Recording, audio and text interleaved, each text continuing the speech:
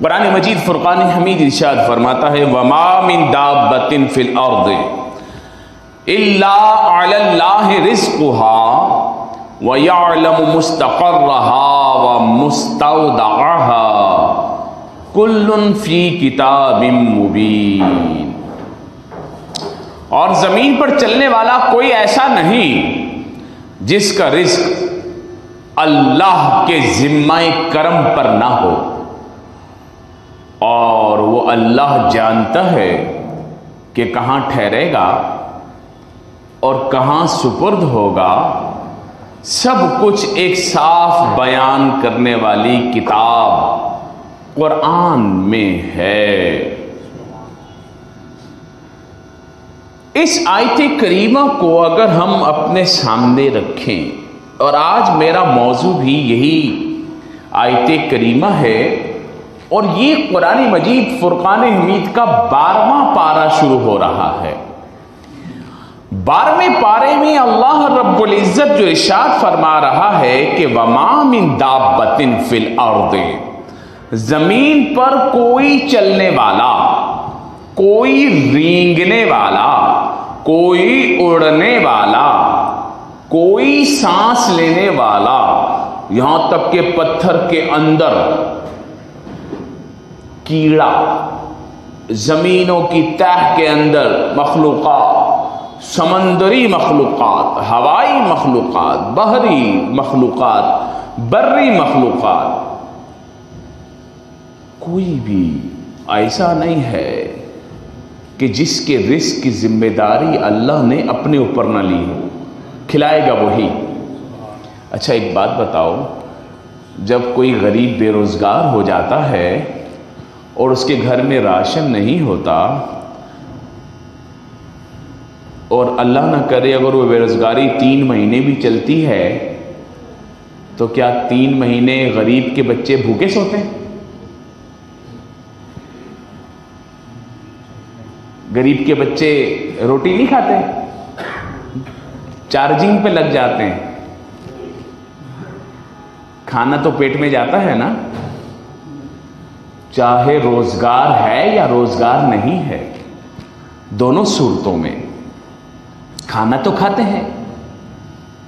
عزیزان من، قرآن مجید فرقان حمید کو جب ہم پڑھتے ہیں تو قرآن مجید فرقان حمید ہمارے سامنے بڑی روشن باتیں بیان کرتا ہے، اور ہمارے لیے زندگی گزارنے کا بہترین طریقہ کار ہمارے سامنے رکھ دیتا ہے کہ پریشان نہ ہونا، ہم نے تمہیں جس کام کے لیے بھیجا ہے بس وہ کام کرو، وہ کام تمہارے ذمے ہے، جو کام تمہارے ذمے ہے وہ تمہیں کرنا ہے، اور جو کام ہمارے ذمے ہے وہ ہمیں کرنا ہے۔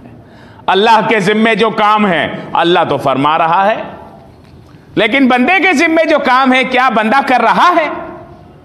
نہیں، بندہ نہیں کر رہا، بندہ ان کاموں سے بھاگ رہا ہے۔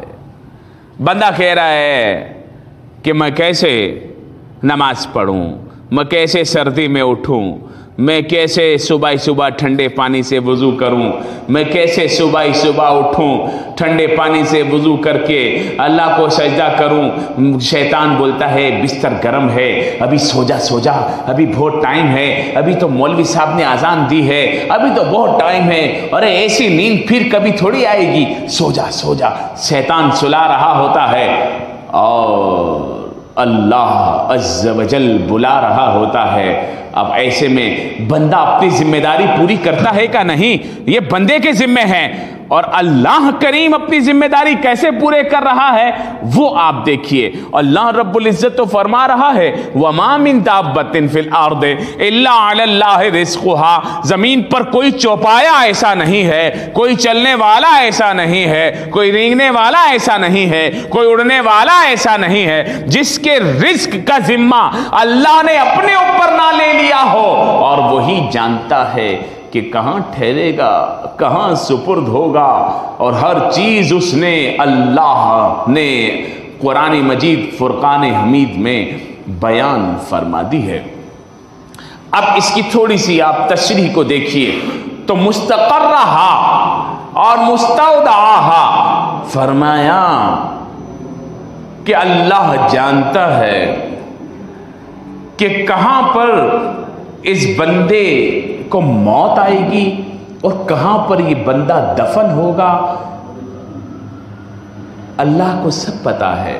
اور اللہ رب العزت جانتا ہے کہ کہاں پر یہ بندہ رہائش رکھے گا، کہاں پر یہ بندہ زندگی گزارے گا، کہاں پر یہ بندہ رہے گا۔ اللہ رب العزت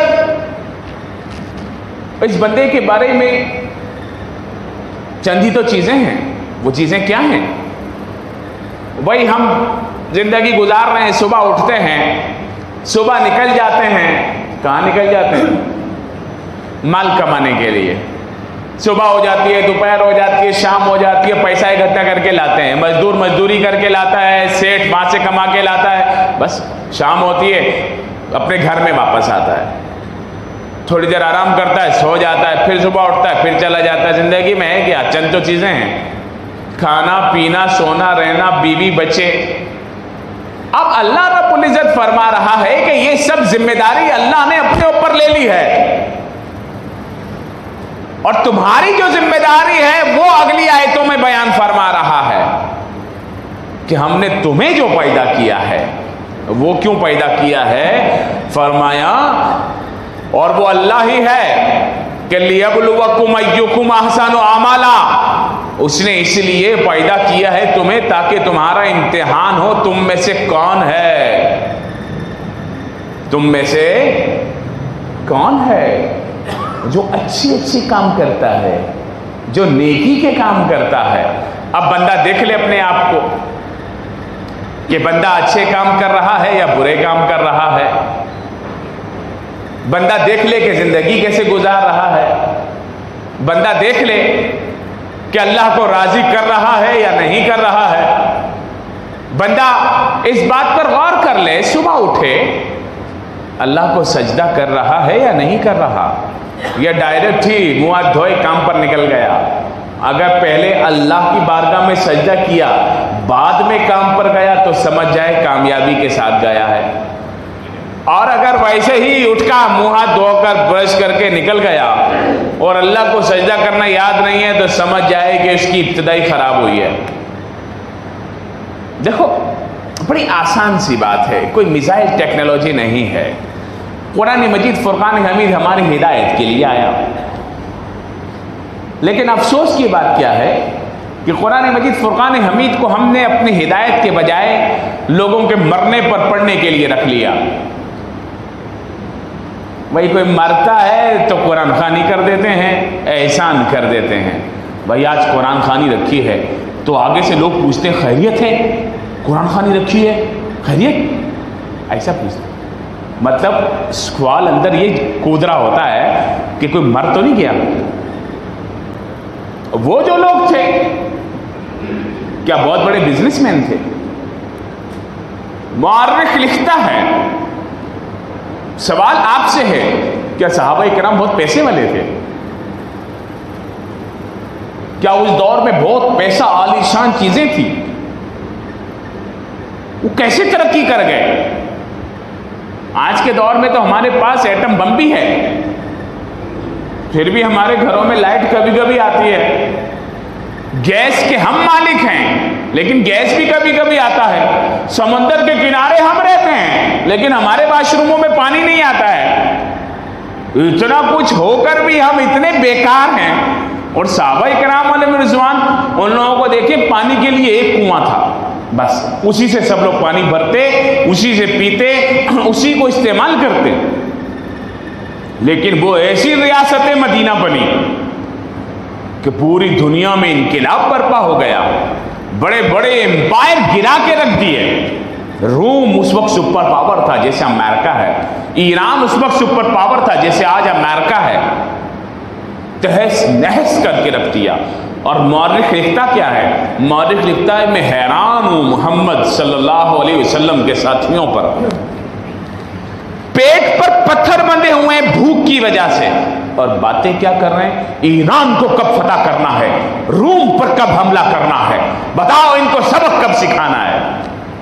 اور آج ہمارا حال یہ ہے کہ کھا کھا کے مست ہوئے میں ہیں، غریب کا مال کھا کر، پھر زکوٰۃ کا مال کھا کر، پھر امیر ترین ہو کر، پھر پارلیمنٹ میں اتنے بڑے بڑی عمارتیں بنا کر، بڑی بڑی گاڑیاں لے کر ہیں جی، اس میں ہم بھیک مانگنے جاتے ہیں باہر ملکوں میں، جس میں ان کے صدر وزیر اعظم بھی سفر نہیں کرتے، وہ کرائے کی گاڑیاں لے کر سفر کرتے ہیں اور ان سے جا کے قرضے مانگتے ہیں، اور یہاں پر آ کے تقریریں کرتے ہیں کہ ہم بہت غریب ملک ہیں، ہمارے کو پیسوں کی بڑی ضرورت ہے، اور اپنی تنخواہیں کتنی؟ جناب ایک غریب آدمی جو پارلیمنٹ میں بیٹھا ہوا ہے اس کی تنخواہ 3.5 لاکھ روپے،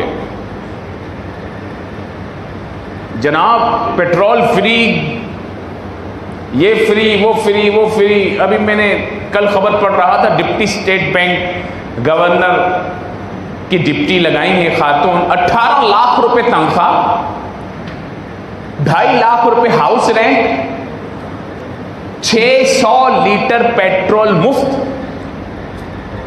اور مہنگی ترین نئی گاڑی۔ ابو بکر صدیق جو ہے وہ بزنس مین تھے، لیکن جب ذمہ داری آ گئی، مسلمانوں کے امیر المومنین بنے، تو چھوڑ دیا بزنس اپنا۔ ہم آج یہ مطالبہ کرتے ہیں حکمرانوں کو کہ اپنا بزنس چھوڑو اگر خدمت کی نیت کی ہے، اور اپنی تنخواہ غریب کے برابر 18 لاکھ مہینہ نہیں بلکہ 18,000 مہینہ مقرر کرو۔ آپ سب لوگ اس کو منظور کرتے ہیں؟ زور سے بولیں، بولیں منظور ہے؟ ہاں، اگر اس ملک میں حکمرانوں کی تنخواہ، سینٹ کے ممبران کی تنخواہ، پارلیمنٹیرینز کی تنخواہ، صوبائی اسمبلی کے ممبرز کی تنخواہ اگر 18,000 روپے ہو جائے، سبحان اللہ، اس ملک میں انقلاب آ جائے گا۔ صرف ان لوگوں کی تنخواہوں کے اوپر ہمارے ہر مہینے اربوں نہیں کھربوں چلے جاتے ہیں، ہر سال کھربوں۔ اس ایوان کو آپ دیکھیں، پارلیمنٹ کا ایوان دیکھیں، سینٹ کا ایوان دیکھیں، ان سب کا ہمارے ملک میں پیٹرول بہت مہنگا ہو رہا ہے، ہم یہ بھی مطالبہ کرتے ہیں ان سب کا پیٹرول بند کیا جائے۔ ہم یہ بھی مطالبہ کرتے ہیں ان سب کا علاج سرکاری اسپتالوں میں کروایا جائے۔ سبحان اللہ، آپ لوگ حیران ہو رہے ہیں یہ کون سے مطالبے ہیں؟ میرے بھائیوں، ہم یہ بھی مطالبہ کرتے ہیں کہ ان کے بچوں کو سرکاری اسکولوں میں پڑھایا جائے۔ سبحان اللہ، جب ان کے بچے سرکاری اسکول میں پڑھیں گے تو پھر سرکاری اسکولوں کا نظام بھی ٹھیک ہو جائے گا۔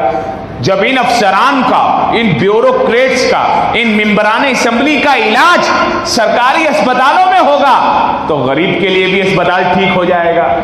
جب ان کی تنخواہ 18,000 روپے ہوگی، ان کو پتہ چلے گا کہ بھائی 18,000 میں تو گھر نہیں چل سکتا، تو یا تو یہ مزدور کی تنخواہ بڑھائیں گے یا پھر اس مہنگائی کو کم کریں گے۔